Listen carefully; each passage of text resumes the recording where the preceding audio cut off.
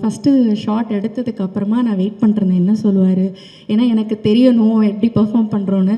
Sir வந்து என்னை கூப்பிட்டு பை மிஸ்டேக் நல்லா பண்ணிட்டேன், அப்படியே பண்ணு அப்படின்னாரு. சரி இது இவர் அப்ரிஷியேட் பண்ணுறாரா இல்லை என்ன சொல்கிறாருன்னு எனக்கு புரியல.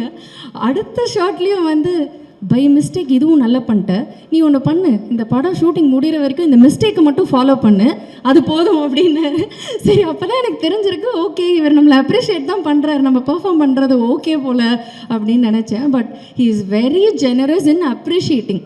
அது வந்து நான் சின்ன பொண்ணு, இவளுக்கெலாம் என்ன இந்த பொண்ணுக்கெலாம் என்ன அப்ரிஷியேட் பண்ணும் அப்படிலாம் நினைக்கவே மாட்டார். ரொம்ப என்ஜாய் பண்ணுவார். யாராவது நல்லா பெர்ஃபார்ம் பண்ணிட்டா, நான் பெர்ஃபார்ம் பண்ணும்போதவே அவர் மானிட்டர் முன்னாடி சிரித்து சந்தோஷப்பட்டு கைத்தட்டி ஷபாஷ் இதெல்லாம் சொன்னதை நான் பார்க்கும்போது, அவர் வந்து சூப்பர் ஸ்டாரை டைரக்ட் பண்ண ஒரு பாஷாவோட டைரக்டர் மானிட்டர் முன்னாடி என்னை அப்ரிஷியேட் பண்ணுறாருன்னு எனக்கு அப்படியே புல்லரிச்சு நான் ரொம்ப எக்ஸைட்டடாக ஒர்க் பண்ண ஒரு ஃபில்ம் இது. அதை நான் மறக்கவே மாட்டேன். இன்னொரு ஷாட்டுக்கு அவர் பாஷா கூட சொன்னார் அவர் அறியாமல். ஸோ அதெல்லாம் it's a life time memory and gift for me. இது வந்து எனக்கு ஒரு பிளெஸ்ஸிங்.